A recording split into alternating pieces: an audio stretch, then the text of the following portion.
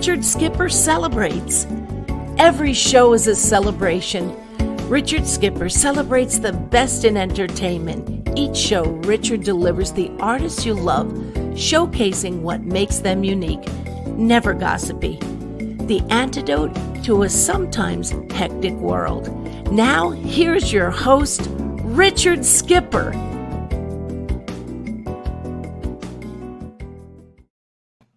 Happy Saturday, everyone, and welcome to the latest edition of Richard Skipper Celebrates. For those of you who are here for the first time, welcome. My show is about celebrating life, celebrating art, celebrating artists, celebrating everything. You know, there truly is a lot to celebrate if we only take the time to do so. There are lots of things to celebrate. Today, for example, I'd like to take a moment to celebrate Martin Luther King Jr., and today is the anniversary of his famous "I Have a Dream" speech. I still have that dream. I believe that if we all focus on the empathy that is within each and every one of us, that dream can come true.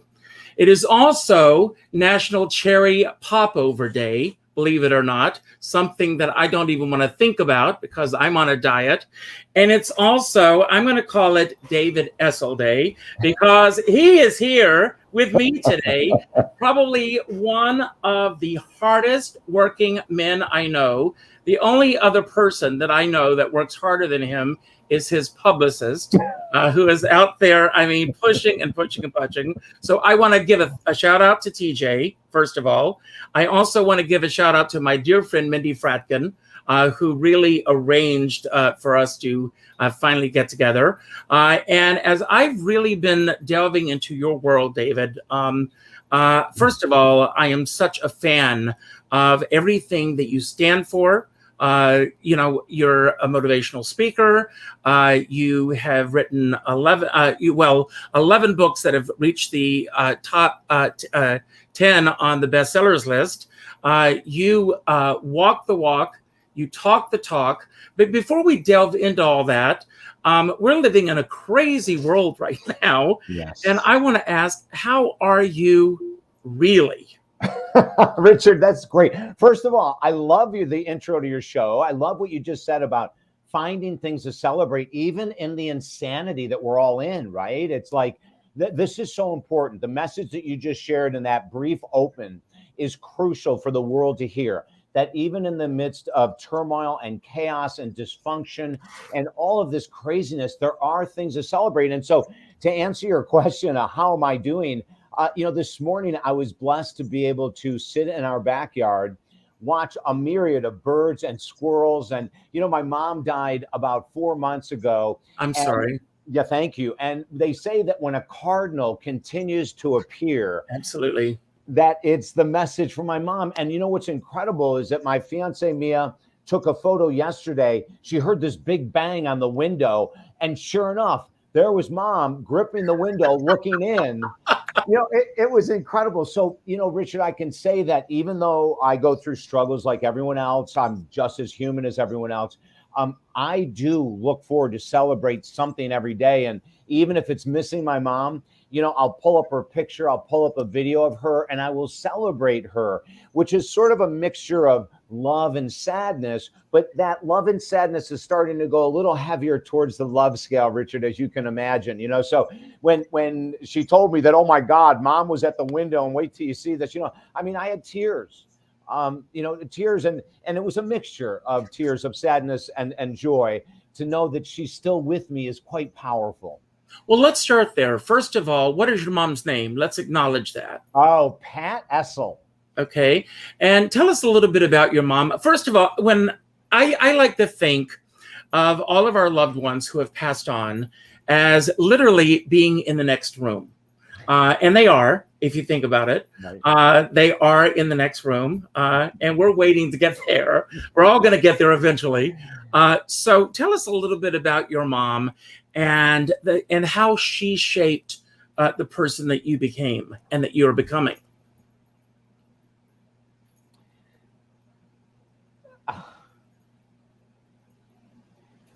You know, Richard, if there were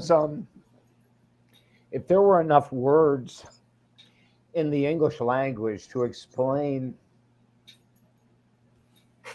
the incredible gift that I received to have a mother like this, you know, I hesitated sometimes. I'm an extremely sensitive soul, and I know a lot of people are raised in very abusive environments. A lot of people are raised without moms that love them. A lot of people are raised without moms at all. And so, you know, I sort of hesitate for a second because I want them to know that I was blessed in a way that they may not have been, but it doesn't mean they're not worthy of this type of love. And if you didn't get it from your mom or dad, I pray that you'll find it from someone else in life, you know, and because it's really powerful. Your question is so moving to me because every good quality that I have is hers. Every crap quality is mine, Richard. You know, but I mentioned birds, you know, like she taught me the love of nature like no other person could have taught me. You know, she taught me to be organized. And when I was a little kid, the night before school, she had my clothes out. She had my lunches made. Richard, I'm 65 and I do the same thing every day of my life since I've been a little kid. The night before, I put my gym bag, you know, in my trunk. I make sure I have my clothes out for what I'm going to wear to work. And, you know, she was and is the most positive person I have ever met in my life. She always saw good. You know, you know, in a serial killer, she would have empathy and compassion. You know, she reminds me. Excuse me for just a moment. Am I sending you telepathic messages right now? You must. No, I say this because just on Tuesday, I filmed something for A&E. I don't want to go down a negative path, but a dear friend of mine was killed many years ago by a serial killer. And I was interviewed for this show on Tuesday, and I was talking about the killer. And I was talking about those traits. And I said, as we talk about the killer, we have to realize that this man is someone's son. He is someone's brother. He is someone's uncle. I am not negating the fact that he did heinous things to someone else. But why did this person choose this path of negativity instead of a path of positivity? Which is the path of obviously that you're on, that you bring. And I apologize for interrupting you, but these thoughts are running through my head as you're saying this. So continue. Richard, it's a beautiful interruption. You know, it validates who my mom was. And, you know, I'll never forget this event when there was a killer in the state of Florida. His name was Ted Bundy a number of years ago. And Ted had gone to several Florida campuses and had killed multiple women. And I live in Florida, and my mom used to live, and my dad is still with us up in Syracuse, New York. And I happened to be home the weekend they put him to death. And, you know, at that time, I was a promoter of the death penalty. I have changed my mind completely, and I'm not anymore. For my own reasons, it doesn't matter. If you support the death penalty, that's fine. And if you don't, that's fine. I'm not here to get into that kind of discussion. But I changed my mind in many things over the years. And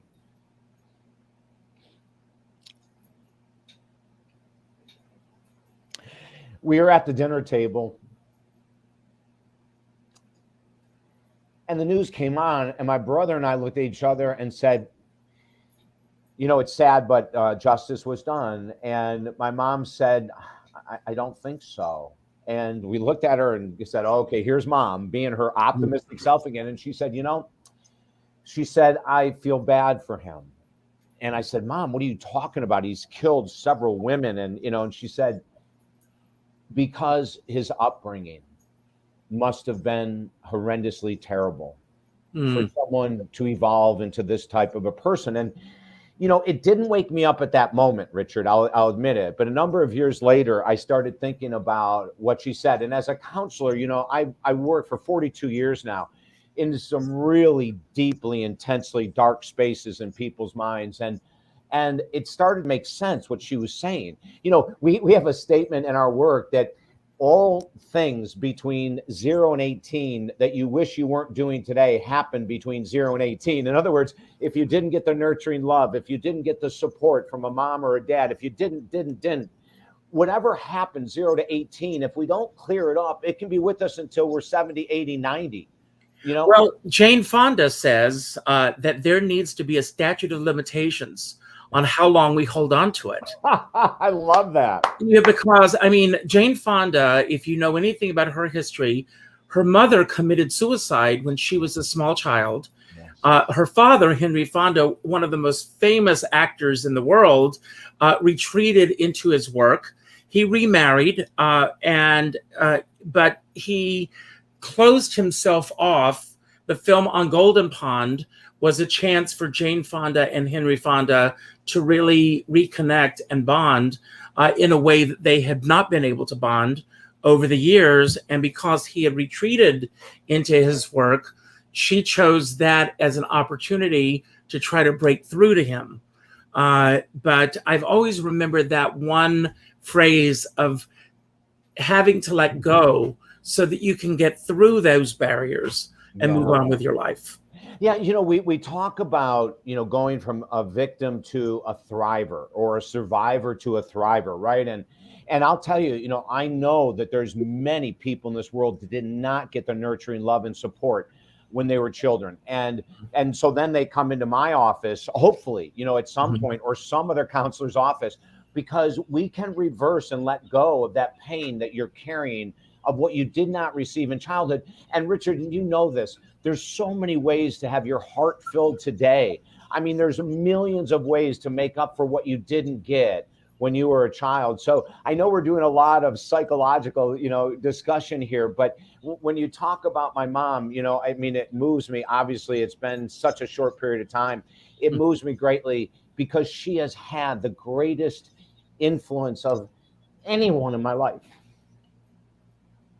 Yes. And how many siblings do you have? I have a younger brother and an older sister. My dad is 94. He's hanging in there. My mom died of dementia, and the 2 years that she was going through, it was hell. At some point you say it's great that she's out of pain, but there's another part of it that, there's the missing is so intense. My dad was by her side. We were able to keep mom at home for 2 years. Thank God during the COVID. And so my dad would sit by the bed and just hold her hand for hours and hours a day. They were together 76 years. Wow, Richard, that's a blessing. An incredible. And my dad says, after the initial pain hit him, he's pretty damn optimistic, and I don't know how he can pull it off, but he has the utmost of respect and the utmost of love, obviously, for someone he was with for 76 years. And I think the only reason, Richard, that he's still with us, because he has a ton of physical issues, but I think is because he is occupied 24 hours a day with medical care. So we have hospice in the house. So he's never alone, right? And there's always something. They're moving his feet, they're moving his hands, they're doing something. And I think that's why he's been able to stay with us on earth and to move through with so much grace. My mom's passing. Wow. Well, I want to ask you, we are still going through COVID right now, and putting us in perspective with where we are right now in the world, what is the biggest impact that the past year and a half, beyond what we've just discussed with your mom's passing and going through that, what are the impacts that COVID has had on your life beyond the obvious that we've all gone through? Yeah. Yeah, I'm sorry. I'd love, Richard, to talk about the positives that have Well, happened. that's what I want to ask Yeah. about, the impact that it's made on your life, things that you have embraced, things that have changed in your life that you will carry forward beyond COVID, hopefully, which will be sooner rather than later. Mhm. How has it changed your life Yeah, in terms of the way that you're doing things? it's been more positive than I could ever believe. And when I say it's been more positive, that sounds kind of strange, but I'll say this. I got completely off of all news. It's been a year and a half. I have not watched any news whatsoever. That has been an amazing, powerful opportunity. The other thing, and this is going to sound a little strange, Richard, but the last probably 5 or 6 years, I've been, doing this work for 42 years, and I've been feeling that it's time to start to do something new. Not that I don't love my clients and the work I do, but there's been an uprising within my heart and soul that started several years ago, saying that I really needed to take on some brand new major projects that are totally different than what I'm doing right now. And so COVID, first of all, got me away from news, newspapers, television, everything. I'm limited on social media. From that perspective, it's been great, Richard. I don't read the nonsense. I don't listen to the nonsense. So I'm kind of in a bubble that is really healthy for me. Now, other people may argue and say I'm ignorant, naive, and I don't know what's going on. And I'm very happy being ignorant, naive, and not knowing what's going on. There's a reason why they say ignorance is bliss. That's right, exactly, right. So I love that. But then this is the magic. When COVID hit, like most companies, we went through 6 months of just absolutely nothing going on, and it wasn't because people didn't need help, but because everyone was so afraid, afraid to spend money and what's going to happen with my job and everything. So we had 6 months of what I'll say it was an incubation period of me thinking, what do I want to do next? And what do I want to do next? And then all of a sudden the gates of heaven opened up and we got slammed with thousands of clients, right? It was just insane. Mm-hmm. But here's something cool that's come out of COVID for us. We created 2 new programs that begin September 1st, 2021. The first one is called helpveteransheal.org. Helpveteransheal.org. And my business partner, Dennis Postema, and I created this opportunity for veterans, their family members, and even active military personnel to join us on a monthly basis, where there's going to be a teleconference every week, that they can ask anonymously questions about addiction, questions about mental health, questions about anxiety, depression, insomnia, relationships, career, money. Like, we're going to give them an opportunity to vent when they need to vent, to ask questions. We're going to give them tools. Every week they get a video of the week, which is an inspirational video. Mm-hmm. Once a month, they get a free inspirational book. Every other month, they get an online video course to lift spirits, So now without COVID, honestly, Richard, I probably would have just kept marching along, and that would have been fine. But then the next thing happened 2 weeks ago. After we created a month ago, helpveteransheal.org, we started thinking of what's the next biggest niche that needs our help. And by the way, helpveteransheal.org is only $19.95 a month. Okay, so $4.98 a week. We want to help these veterans. And one of the organizations, Richard, that's joining us is called Tears of the 22. They are a powerful veterans organization. And Tears of the 22 is for the 22 men and women veterans that commit suicide every day. That's 8,000 a year. And until we started this program, and until I reached out to some of these veterans organizations like Wounded Warriors, Tears of the 22, Richard, I did not know the immense pain that's going on. And Wounded Warriors, which is one of the most famous of the veteran programs, they even said last week that the number one need of veterans and their families is mental health. And we at Wounded Warriors can do so much, but that's not our strength. And so that just validated, that Dennis and I and TJ, who's amazing, Mia, my partner, who has been an active part of this as well, we've come together and created it. And then the very next thing that came up, I said, first responders. Like, these people are going through hell. for the last 2 years. And so we started looking at statistics of divorce and addiction within first responders, depression, anxiety, insomnia. And we said, no. So then we created a second program, helpingfirstrespondersheal.org.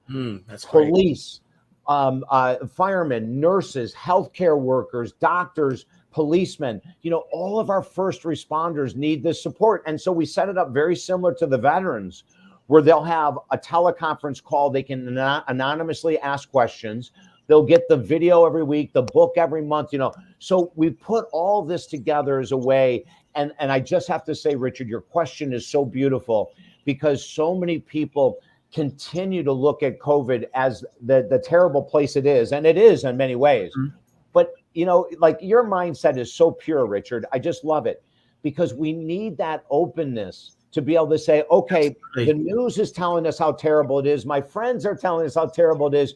Richard Skipper is saying, wait a minute, is there a silver lining? Mm-hmm. And yeah, there is. And now you have to find what yours is personally.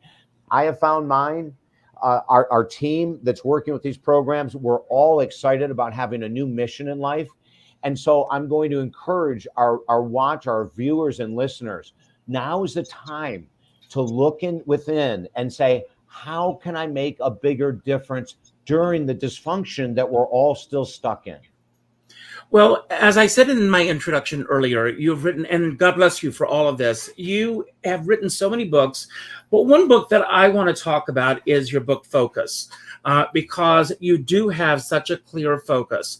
And one of the things that you just mentioned that I absolutely love is the fact that you cut the news out of your life.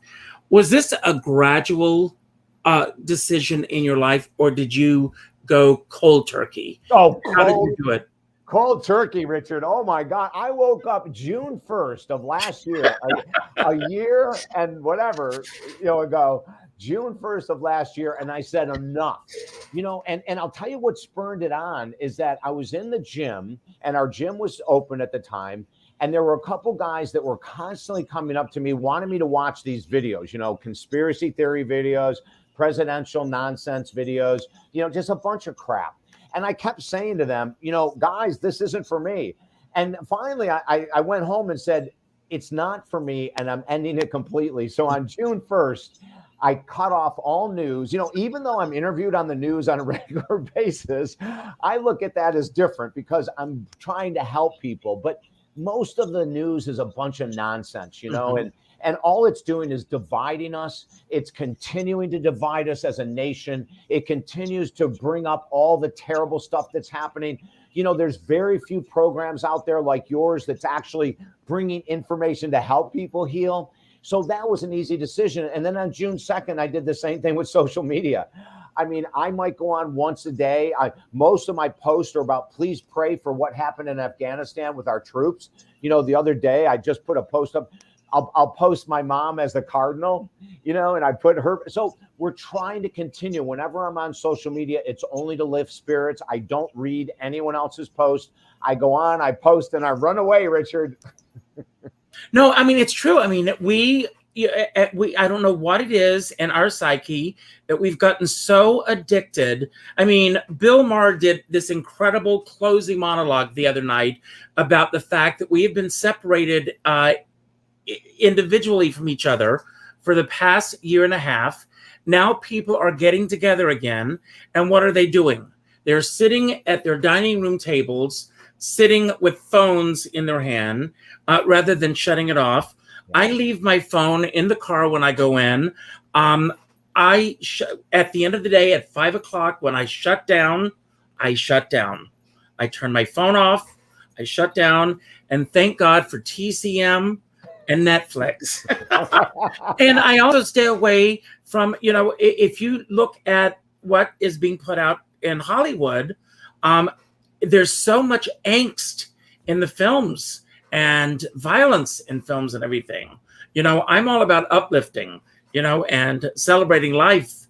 It is about the celebration for me. Yeah. Therefore, Richard Skipper celebrates. Which is I want to know name. Who motivates you? Who are the people along the way who have inspired you? that have kept you going? Number one, my mom, without a doubt. I mentioned her earlier. I got to bring her up again. There's been a lot of people that have really inspired me. One of them, who's no longer with us, Maharishi Mahesh Yogi. Maharishi Mahesh Yogi is the founder of Transcendental meditation. By far, in my opinion, Richard, the most powerful form of meditation ever created. In 1996, I was gifted with the opportunity to interview Maharishi for an hour. Wow. It was I'm getting chills right now. It was so incredible because he's so above and beyond. His consciousness was, I had to say to him, Maharishi, that's a great statement. I have no idea what you just said. Could you tell me? Swear to God, Richard, could you tell me a story so I can get the message from your story? He would just laugh and say, oh, David, oh, of course. He was this little Indian guy, he's about this big. Yes. And, he was so precious, but he turned my life around when he asked me this question. And I'll tell you what happened. He said to me off air, he said, you're very optimistic. You're very positive. He said, and you're always talking about, how affirmations heal and all that. He said, do you have an affirmation that you really love, that you've been saying for a long time? And I said, Maharishi, oh my God, you're reading my mind. For 17 years, I've woken up with the same affirmation. He said, share it with me. He said, sure, I am David Essel, a child of God, happy, healthy, and sober today. And he looked and he says, beautiful. Is it all true? And Richard, I lied. I was not sober. I was an alcoholic. And so I get off the air with him. 3 weeks later, I'm speaking at a conference in Orlando, Florida. I get off stage. There's a bunch of people asking questions. I finally get to the end. There's this little lady standing there, and she says, David, I have 20 minutes. I just flew in from Iowa. I have 20 minutes to interview you, and then I've got to race back to the airport. Can we get coffee? I said, oh, my God, yes. And as we're walking in coffee, I said, what magazine are you with? She said, I'm with Maharishi. I said, really? And she said, yeah. She goes, he sent me to ask you one question. I said, you flew from Iowa to Orlando to ask me one question? She said, yes. I said, what is it? And she said, what do you remember from interviewing Maharishi? And I said, well, that's a strange question. She said, well, what do you remember? And Richard, this is the truth. The week before, I interviewed Deepak Chopra. The week before that, Wayne Dyer. The week before that, Susie Orman. And if you asked me at any time what were the main points either of those people said, I could easily remember. With Maharishi, I was drawing a blank. And I said, I can't remember anything. And she goes, oh, David, there must be one thing. And I go, well, yeah, there was. I said, no matter what we talked about, he was filled with childlike joy. He giggled constantly. He was smiling all the time. And I stopped and looked at her and she said, I'm going to share something that you may not like to hear, but you'll find it to be the reality in the future. And I said, well, what's that? And she said, the reason you remember his joy is because you don't have any. Wow. And I sat there for a split second, and then I got highly defensive. And I said, you don't even know me. You flew in from Iowa. How can you make a claim like that? I live on the beach, blah, blah, blah, right? All your defensive nature. Well, 2 weeks after that, I woke up from a 3-day cocaine alcohol binge, 1996, Tuesday afternoon at 2:30. I went into the bathroom, looked in the mirror, and said, David Essel, you have no joy. You cannot be an addict to anything and be truly filled with joy. And Richard, it was the most shocking, amazing experience, because what I found is that all of my joy was falsely projected in my affirmations and my nonsense. It was a false projection of joy. So many people use affirmations and they'll say, I am a millionaire when they're earning $50,000 a year, which is an absolute lie. And so from 1980, when I started the work, until 1996, I was a huge affirmation freak, vision board freak. I taught the law of attraction all over the world. And in 1996, it all ended.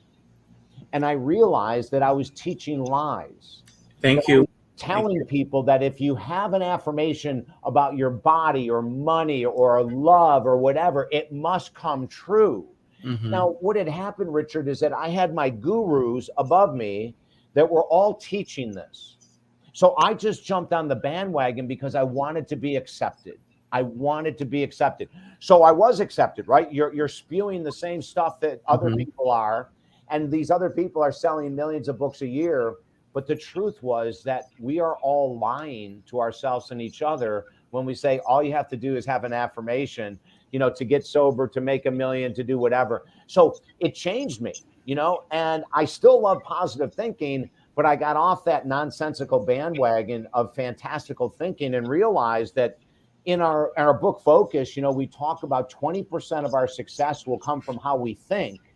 80% will come from doing what we would rather not do. And that's just the reality.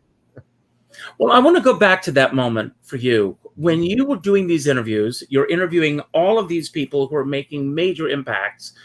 Were you a motivational speaker at that point? Or were you, and I don't want to use the word just, but forgive me for going there, an interviewer? Were you on the path of a motivational speaker? And were you living a lie at that moment? Well, the answer is yes. I was a motivational speaker from 1982 until today. Okay. And yes, I was living a lie. Absolutely. And I think a lot of us do, Richard. We lie to ourselves constantly, about who we are. Most of us have a pretty high opinion of ourselves. And with that high opinion, we can cover up a lot of dirt and damage. We can ignore, deny, delay, procrastinate of looking at the reality. So I was living a lie without a doubt. And, ever since 1996, when Maharishi woke me up and I realized positive thinking was not the answer. When I speak, I always say, first I need to make an apology. From 1990 to 1996, my teaching was not open and honest, and my living life was not open and honest. But now it is. So I've learned a ton, and let me share with you what might help you that's helped me immensely. And then I just go on with my presentation. But I love your question. Was David Essel living a lie? Because the answer is absolutely yes. And do you have any idea who this woman was who asked you that question? No, I got to tell you something wild, Richard. This is incredible. I have had experiences like that where someone has popped into my life for 20 minutes, had a major impact, and then I've never seen them, heard from them. I swear to God. Can I tell you a story about a homeless guy that did that? Of course, absolutely. Oh, my Lord. So, I was living in Sarasota, Florida, and I ran through this place called Marina Jack, which is a marina and a restaurant, beautiful grounds. And the homeless would congregate there during the day because it was so beautiful. Why not? I mean, rolling little hills, right on the bay, beautiful.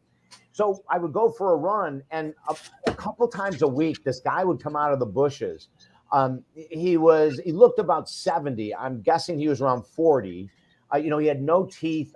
He's skinny. He was a heavy addict of something. And whenever he'd come out of the bushes, of course, it would startle me. And then I go, "Oh, it's just you, Mark." And every time, Richard, he'd go, "Have we met before?" I go, "Mark, yesterday, as a matter of fact." So, but it's good to see you. And then he would always say to me, "Hey, I need $2 to get a bus ticket, the old bus ticket line back to my brother so I can get some work." And so I never had any money on me. And one time he comes out and I go, "Richard, I don't carry any money." Or I'm sorry, Richard, "Mark, I don't carry any money." And I reached in my pocket and I had a dollar bill, and I pull it out. And when I went to hand it to him, Richard, it was a 5. And now this is psychological funny stuff. I'm cool with $3. Here's $3. But when it was a 5, I go, "Wait a minute." But I gave it to him anyway. And I said, "I'll tell you what, Mark, I'm going to bless that money. Use it for your highest good. And I hope to see you tomorrow." And I turned to walk away, and he goes, "Wait, sir." And I said, "What?" And he goes, "This is a 5. I said, "I know, Mark. I thought it was a 1. I said, "But listen, just use it for your highest good." He goes, "I can't take this without giving you something in return. I need to give you a gift."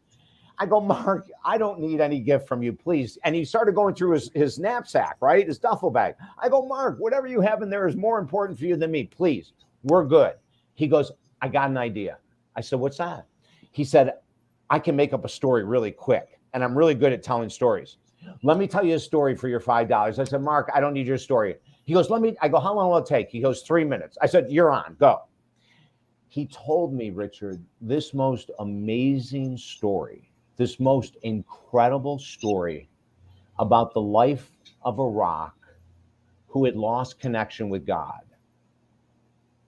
Now, I'm getting chills right now. An addicted, alcoholic, homeless man tells me a story that is so beautiful that I put it into a book and I gave him credit. And it's called Rockstar, Finding God's Purpose for Your Life. And the gist of the story was given to me by this addicted homeless man, Mark.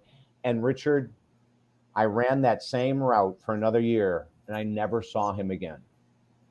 So I have angels come into my life for short periods of time. They change me radically.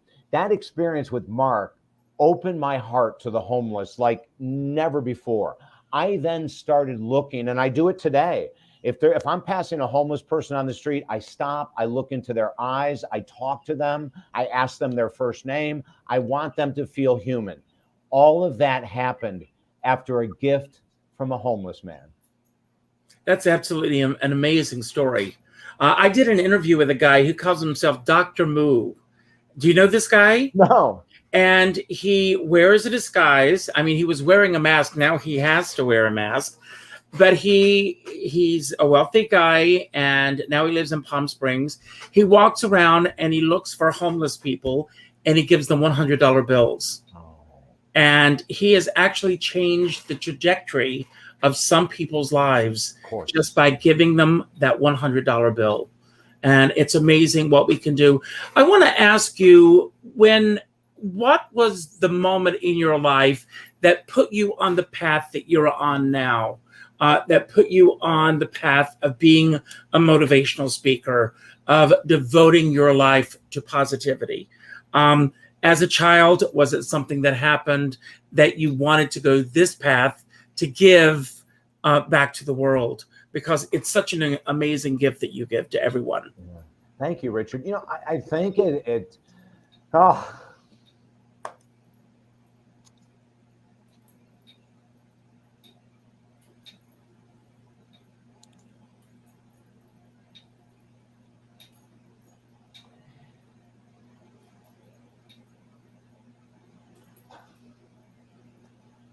has to go back to my mom. You know, in her eyes, there was nothing I couldn't do. She had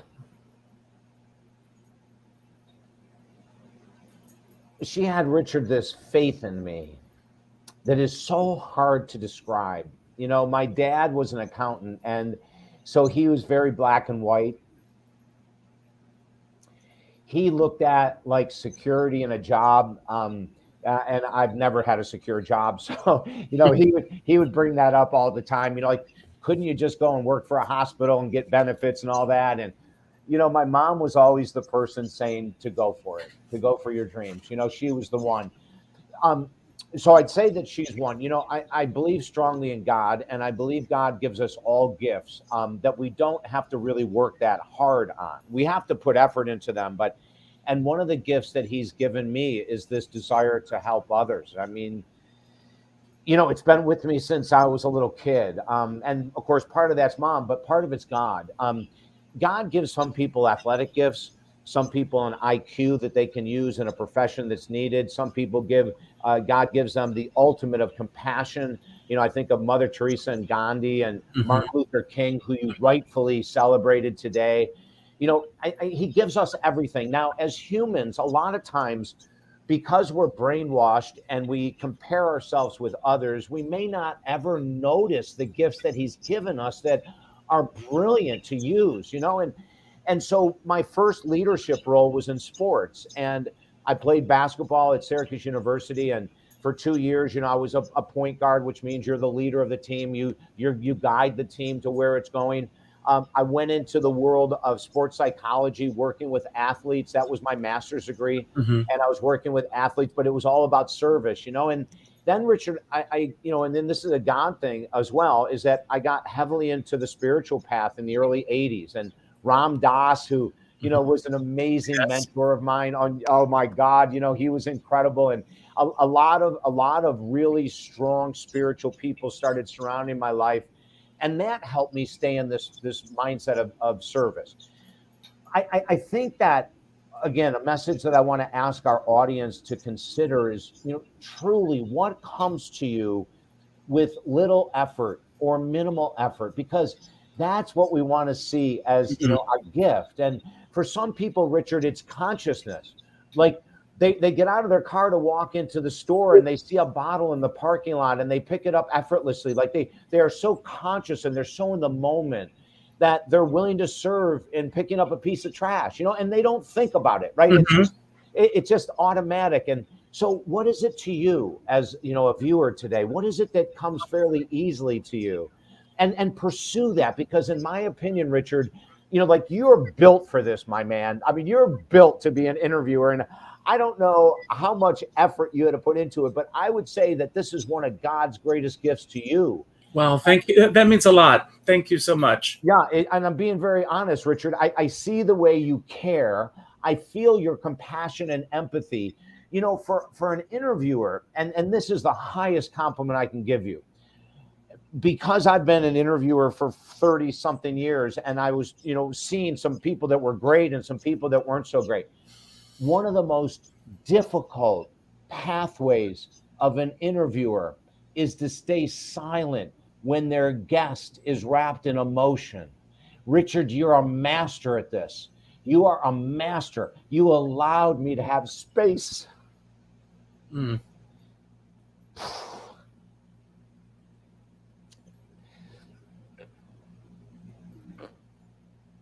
That's a gift that you bring to me. There's so many times that, people thinking they're doing the right thing would go, oh, I know how you feel, David. I've been there. Or I interviewed someone last week that lost their mother, and you didn't interrupt me, Richard. You allowed me to feel. In you allowing me to feel,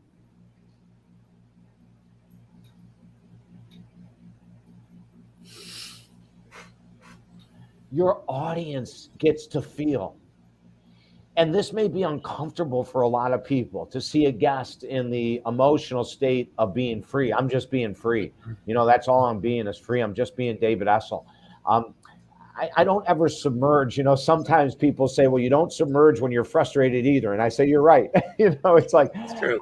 I just live. And I want to thank you so much for giving me the opportunity to be who I am in spreading these messages, Richard, without you feeling uncomfortable and trying to interject. You're obviously a very grounded, powerful man. For you to sit there and to let another man cry says volumes about you as a human, Richard. Well, thank you for that. Thank you so much. Thank you. Yeah, it's true. Thank you. Well, we are about to embark on a new month. A lot of times, I set intentions for each month. A lot of people set goals. A lot of people, right now, it's back to school. Broadway is coming back. Theaters are opening. A lot of businesses are coming back. Your book, Focus, is about these very issues.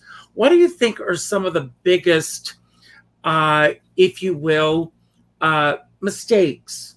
And I don't like to use that word, but mistakes that people make when they go into, making plans and then not being able to stick to them. What advice do you offer to people right now as we get back into, as Dolly Levi says, the human race once again? Oh, it's so true, right? It's like, well, first of all, only go after one major goal at a time. We say this in the book Focus. It's called the one thing theory. We created it in 1996. And in a nutshell, the one thing theory states at any given time, there's only one goal to go after to radically change your whole life. Now, listen to this. It's the goal you'd rather not go after. It's the one you've procrastinated on. It's the one you'd rather not deal with. It's the one you continue to avoid. But once we go after that goal, in my case, a long time ago, it was my sobriety. That was the only thing that mattered. For someone else, it might be a financial situation. That's the only thing they should put their attention on. For someone else, it might be a health issue. That it's the only thing they should put their major attention on. So my first tip would be, if you really want to grow, choose the goal you'd rather not do, because that's where your juice is. Once you go after and you break that procrastination, maybe you're highly judgmental. Maybe you're addicted to social media. Maybe you're addicted to news and television and conspiracy theories. Maybe you're addicted to arguing. Whatever it is, choose that one that you'd rather not go after and go after it. So that's tip number one. Tip number two, find an accountability partner. Mm-hmm. Someone to hold your feet to the fire, right, Richard? And it should not be a best friend. That's right. It should not be your mom, your dad, your brother, your sister, your partner. It needs to be someone who's objective. Now, most of the time, not always, but most of the time, that means you're probably going to have to hire a professional. Whether it's a counselor, a coach, a financial advisor, a personal trainer, a weight loss expert, whatever your area of expert, maybe it's you're behind on your taxes 3 years, and it nags at you in the back of your mind every day. So we say, find that professional, hire them. We get people, Richard, from all over the world that don't have a clue of who I am, that risk to trust me as their accountability partner. And it's in that moment that I know they're serious about their goal. Whether they're hiring me or anyone else, it doesn't matter. Mm-hmm. But that's how you show that you're serious, that you're going to tell someone, I want to talk to you every week or meet with you once a week. I want to set action steps, and I want you to hold me accountable to following through with those action steps. If we just follow these 2 points right now, mm-hmm. Richard, the month of September will be radically different for people who follow this advice. Well, I want to ask you, with all of the hats that you wear, you're an author, you're a counselor, you're a minister as well. Which of these hats do you feel is the one that you wear the most comfortably? Richard, them all. I couldn't choose one. I could not choose one. I interviewed, there's a brand new television network called Motivation and Success. I just signed up today for the newsletter. Oh my God, Richard, you should have a show there. I would love it. I'm gonna get you a show. I'm gonna get you your own show on that network. Are you game? I would love it. Okay. I was just on the channel this morning looking at it. Oh, this is great. Okay, so Dennis Postema is a best friend of mine, and he's the founder of the network. So I interviewed him this week on my show. I have a show on his network. Richard, you're going to have a show too. So, hey, listen, to all of Richard Skipper's fans, you have to start paying attention to motivationandsuccess.com, okay? Because he's going to have his own show there. So I'm interviewing Dennis, and we're talking about people being more successful in life. And he brought up a point, Richard, that I battled with the first 10, 20 years of my career. And that is this. He said, most people say to niche out. So when you're asking me which of the hats I wear is my most comfortable, and he said to me, David, he goes, the greatest gift that you've given this world is that you've never niched. You work with nutrition, with divorce, with addiction, with finances, with attitude, with career choices, with love. He said, there is not an area of life, a minister, radio host, television host, speaker, author, there isn't an area that you don't do. And he said, you would have left the world in a terrible place if you ever niched out. Well, excuse me, but your books attest to that fact. I was looking at your titles. You've even written fiction, not that there is any such thing as fiction, because your book is based on truths. So it's just it's true, Richard, and our books go all over the place. We have deeply spiritual books. We have books on erotic love, for God's sake, So, there is not a hat. I mean, Richard, the minute I found out I was going to be on your show, I freaked out. I said to TJ, oh my God, I can't wait. Just before the show, I was cutting ads for our television show. Before that, I'm writing out spots that I'm going to do. So every day, and one of the things, and I want to mention this. So I was born with a pretty high level of ADD and ADHD, and we had no diagnosis when I was a kid. And most people look at that as a negative. And what I have found, Richard, is that it has been one of the greatest blessings in my life, because everything I do, I am absolutely in love with, and I'm never bored. I do podcast interviews, and then all of a sudden I'll have 4 one-on-one sessions with clients, and then I do a TV show, and then, and everything is joyous to me. I mean, I swear I feel like the most blessed man in the world, because there isn't a thing I do in my professional life that I don't absolutely love. So what's ahead for you? What are you looking forward to next? The biggest thing is our 2 programs, helpveteransheal.org, helpingfirstrespondersheal.org. Richard, I for the next couple years, I am going 100% of my energy into these 2 programs. We are in a state, with what just happened, or what's going on in Afghanistan, with the 22 veterans that commit suicide every day. The first responders are breaking left and right. They're getting crushed. In the small city I live in Florida, I have a friend of mine who's a surgeon, an orthopedic surgeon, and he cannot do any orthopedic surgeries for 30 days because there's no hospital beds. The hospital beds, and this is a 5 hospital city, and he cannot get 1 bed for the next 30 days because of the pandemic, right? So we look at the first responders. They're going to need more and more help. The veterans, their families, and I have a client of mine who's a nurse and a veteran in New York City, and she sent me this report yesterday that the number 1 most stressful job in the world is enlisted military personnel. The number 1 most stressful. So we look at what our military is going through and our first responders. Richard, I am committed to these 2 groups for the next number of years. Well, God bless you for that. Now, I'm going to play a little game with you. I call this my Inside the Actor Studio moment, because I have just some random questions that I have pulled that are just generic questions for you. What is the best hiding place that you know?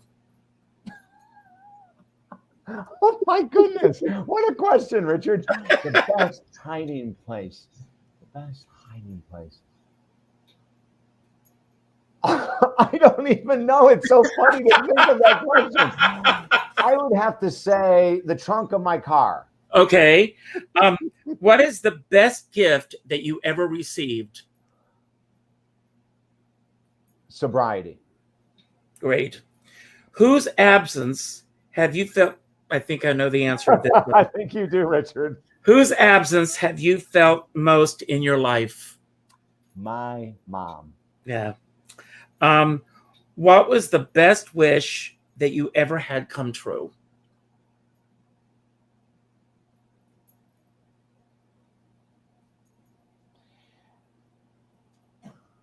I will have to say my first radio job in 1990 with Westwood One, when I went from hosting a show in Venice, Florida with 3 listeners, Edith number 2, and Mabel. I had 3 listeners in this tiny little city on this tiny little radio station, and we went to 300 cities overnight. Wow. It was one of the greatest. I had prayed and worked so hard to find a major syndicator, and I was with Westwood One in 300 cities for over 10 years, Richard. An incredible dream come true, seriously. So it can happen. It can happen. Yes, that's great. What is your favorite form of entertainment?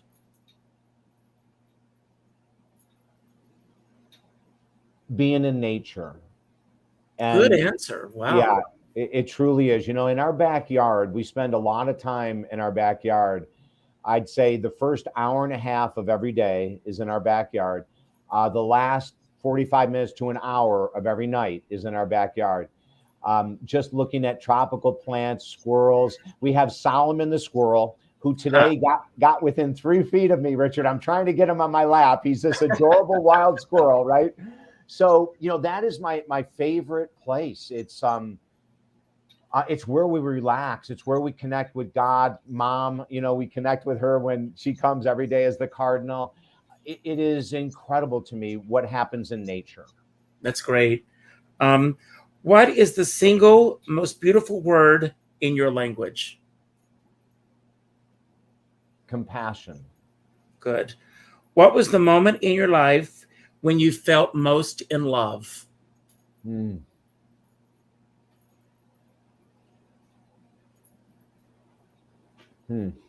Most in love.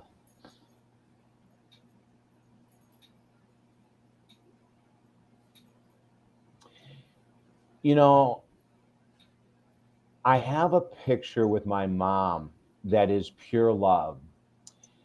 And I surprised her before she came down with dementia the year before, Richard. And we lost her. But the year before, I have a photo. And my fiance, Mia, I think is going to get it right now, of me embracing my mom. And I don't know if we're going to be able to see this. No, pull it. There. Wow. Yes, I see it. And a friend of mine, Stuart, made this for me. I'm trying to see. Yeah, I and see it. It's wonderful. At the top, I'll always be with you, David. You can feel me in your heart. And that picture, I had surprised my mom and dad, and I had my brother, was in on it with me.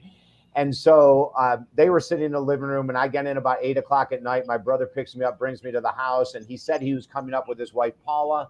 So he walks in first, and my mom and dad are sitting on the sofa watching TV, and they go, "Where's Paula?" And he goes, "Oh, she'll be here in a minute." Then I walked in, and then this picture, to me is the epitome of love with my mom. She was so shocked. And all she kept saying was, "Oh, my David." And when I wrapped my arms around her, I felt the deepest love that I can probably ever experience, and she felt the same thing. That's wonderful. God bless her.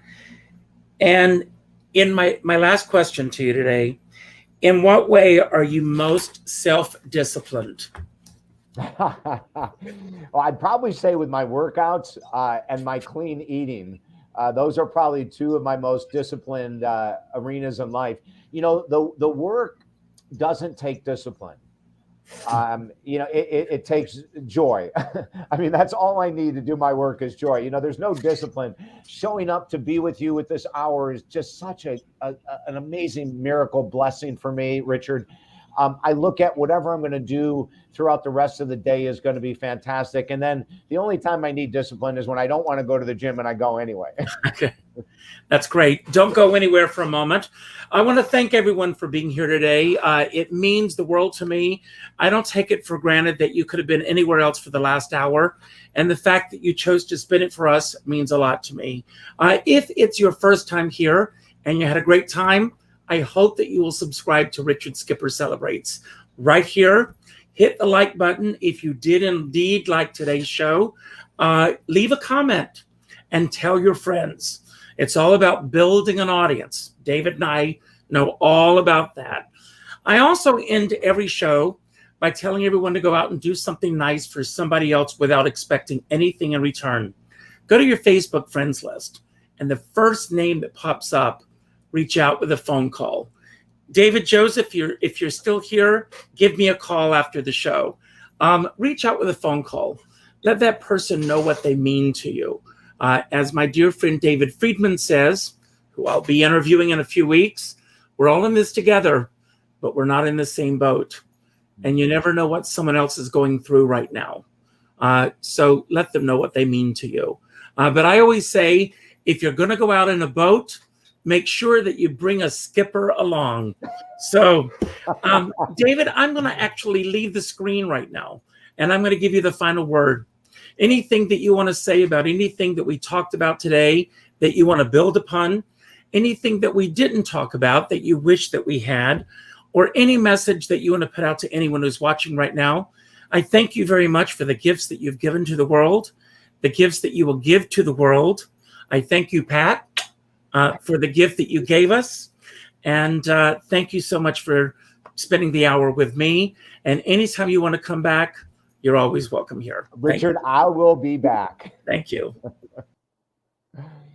You know, ladies and gentlemen, I have so many thoughts running through my head, but one of the first ones is the immense appreciation I have for the host that you've been watching, Richard Skipper. I find in my life the blessings that I've received continue to come over and over and over by meeting people like Richard, and by how graceful he was with this interview, how prepared he was with the interview. So, you know, if you would, I think it'd be great to put a note about your appreciation for Richard on his YouTube page or wherever you can find him.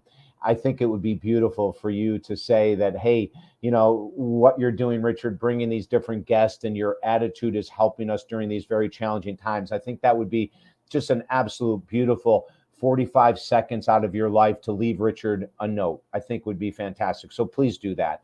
My second point that I wanted to bring up is believe in yourself, regardless of where you are right now.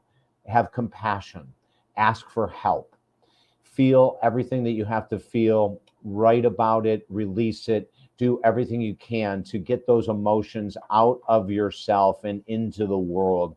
What we say in our work is that any emotion that we submerge grows.